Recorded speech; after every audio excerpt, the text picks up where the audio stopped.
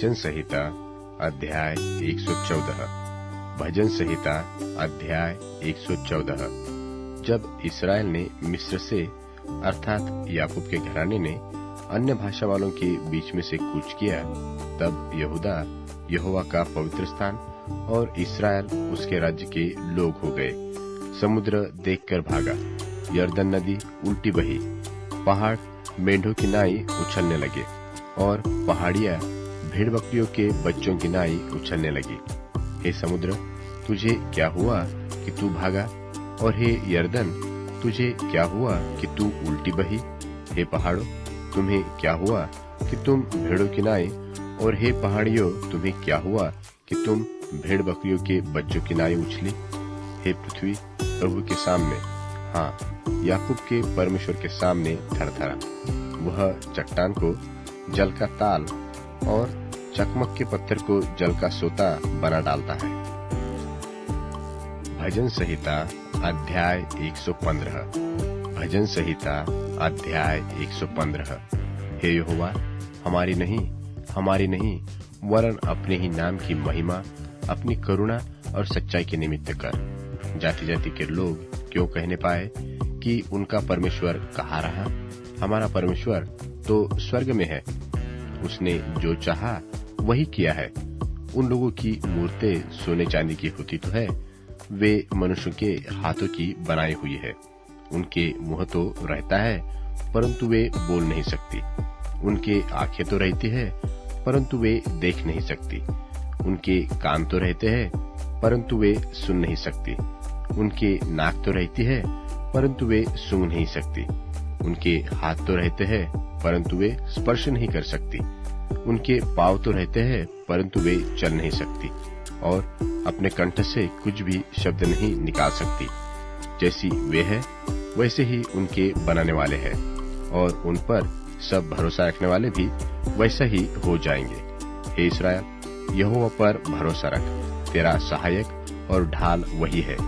हे हारून के घराने, यहोवा पर भरोसा रख, तेरा सहायक और ढाल वही है। हे यहोवा के डरवैयो, यहोवा पर भरोसा रख, तेरा सहायक और ढाल वही है। यहोवा ने हमको स्मरण किया है, वह आशीष देगा। वह इस्राएल के घराने को आशीष देगा, वह हारून के घराने को आशीष देगा। क्या छोटे क्या बड़े, जितने यहोवा के डरवैये हैं, वह उन्हें आशीष देगा। यहोवा तुमको और तुम्हारे लड़कों को भी अधिक बढ़ाता जाएगा।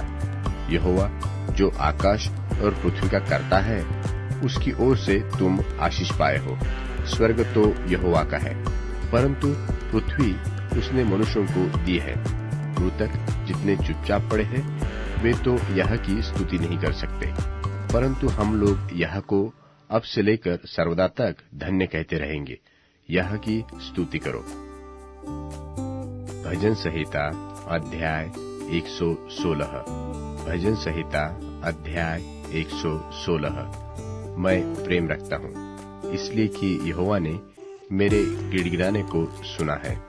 उसने जो मेरी ओर कान लगाया है, इसलिए मैं जीवन भर उसको पुकारा करूंगा। मृत्यु की रस्सियां मेरे चारों ओर थी, मैं अधोलोक की सकीते में पड़ा था। मुझे संकट और शोक भोगना पड़ा। तब मैंने यहोवा से प्रार्थना की कि हे यहोवा, विनती सुनकर मेरे प्राण को बचा ले। यहोवा अनुग्रहकारी और धर्मी है, और हमारा परमेश्वर दया करने वाला है। यहोवा भोलों की रक्षा करता है। मैं बलहीन हो गया था, और उसने मेरा उद्धार किया। हे मेरे प्राण, तू अपने विश्राम स्थान से लौटा, क्योंकि यहोवा ने तेरा उपकार किया है। तूने तो मेरे प्राण को मृत्यु से, मेरी आंख को आंसू बहाने से और मेरे पांव को ठोकर खाने से बचाया है। मैं जीवित रहते हुए अपने को यहोवा के सामने जानकर नित्य चलता रहूंगा। मैंने जो ऐसा कहा है, इसे विश्वास की कसौटी पर कसकर कहा है। मैं तो बहुत ही दुखित हुआ। मैंने उतावली से कहा कि सब मनुष्य झूठे हैं। यहोवा ने मेरे जितने उपकार किए हैं, उनका बदला मैं उसको क्या दूं। मैं उद्धार का कटोरा उठाकर यहोवा से प्रार्थना करूंगा। मैं यहोवा के लिए अपनी मन्नतें सबों की दृष्टि में प्रकट रूप से उसकी सारी प्रजा के सामने पूरी करूंगा। यहोवा के भक्तों की मृत्यु उसकी दृष्टि में अनमोल है। हे यहोवा सुन, मैं तो तेरा दास हूँ, मैं तेरा दास और तेरी दासी का पुत्र हूँ। तूने मेरे बंधन खोल दिए हैं। मैं तुझको धन्यवाद बलि चढ़ाऊंगा और यहोवा से प्रार्थना करूंगा। हे यहोवा के लिए मैं अपनी मन्नतें प्रगट में उसकी सारी प्रजा के सामने यहोवा के भवन के आंगनों में, हे यरूशलेम, तेरे भीतर पूरी करूंगा। यहोवा की याह की स्तुति करो। तीमुथियुस के नाम पौलुस प्रेरित की दूसरी पत्री, 2 अध्याय। इसलिए हे मेरे पुत्र, तो उस अनुग्रह से जो मसीह यीशु में है बलवंत हो जा, और जो बातें तूने बहुत गवाहों के सामने मुझसे सुनी है उन्हें विश्वासी मनुष्यों को सौंप दे, जो औरों को भी सिखाने के योग्य हो। मसीह यीशु के अच्छे योद्धा की नाई मेरे साथ दुख उठा। जब कोई योद्धा लड़ाई पर जाता है तो इसलिए कि अपने भर्ती करने वाले को प्रसन्न करे, अपने आप को संसार के कामों में नहीं फंसाता। फिर अखाड़े में लड़ने वाला यदि विधि के अनुसार न लड़े तो मुकुट नहीं पाता। जो गृहस्थ परिश्रम करता है, फल का अंश पहले उससे मिलना चाहिए। जो मैं कहता हूँ उस पर ध्यान दे, और प्रभु तुझे सब बातों की समझ देगा।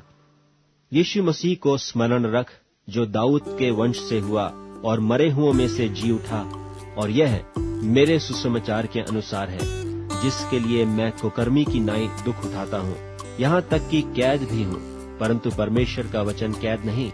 इस कारण मैं चुने हुए लोगों के लिए सब कुछ सहता हूँ, कि वे भी उस उद्धार को जो मसीह यीशु में है अनंत महिमा के साथ पाएं। यह बात सच है कि यदि हम उसके साथ मर गए हैं तो उसके साथ जिएंगे भी। यदि हम धीरज से सहते रहेंगे तो उसके साथ राज्य भी करेंगे। यदि हम उसका इनकार करेंगे तो वह भी हमारा इनकार करेगा। यदि हम अविश्वासी भी हों तो भी वह विश्वास योग्य बना रहता है, क्योंकि वह आप अपना इनकार नहीं कर सकता। इन बातों की सुधि उन्हें दिला और प्रभु के सामने चिता दे कि शब्दों पर तर्क वितर्क न किया करें, जिनसे कुछ लाभ नहीं होता, वरन सुनने वाले बिगड़ जाते हैं। अपने आप को परमेश्वर का ग्रहण योग्य और ऐसा काम करने वाला ठहराने का प्रयत्न कर, जो लज्जित होने न पाए और जो सत्य के वचन को ठीक रीति से काम में लाता हो।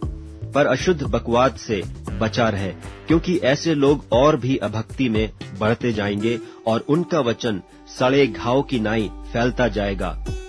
हुमिनियुस और फिलेतुस उन्हीं में से हैं, जो यह कहकर कि पुनरुत्थान हो चुका है सत्य से भटक गए हैं और कितनों के विश्वास को उलट पुलट कर देते हैं। तो भी परमेश्वर की पक्की नींव बनी रहती है और उस पर यह छाप लगी है कि प्रभु अपनों को पहचानता है, और जो कोई प्रभु का नाम लेता है वह अधर्म से बचा रहे।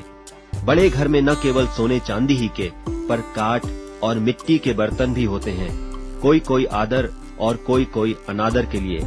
यदि कोई अपने आप को इनसे शुद्ध करेगा तो वह आदर का बर्तन और पवित्र ठहरेगा और स्वामी के काम आएगा और हर भले काम के लिए तैयार होगा। जवानी की अभिलाषाओं से भाग, और जो शुद्ध मन से प्रभु का नाम लेते हैं उनके साथ धर्म और विश्वास और प्रेम और मेल मिलाप का पीछा कर। पर मूर्खता और अविद्या के विवादों से अलग रहे, क्योंकि तू जानता है कि उनसे झगड़े होते हैं, और प्रभु के दास को झगड़ालू होना न चाहिए, पर सबके साथ कोमल और शिक्षा में निपुण और सहनशील हो, और विरोधियों को नम्रता से समझाए। क्या जाने परमेश्वर उन्हें मन फिराव का मन दे कि वे भी सत्य को पहचाने, और इसके द्वारा उसकी इच्छा पूरी करने के लिए सचेत होकर शैतान के फंदे से छूट जाए।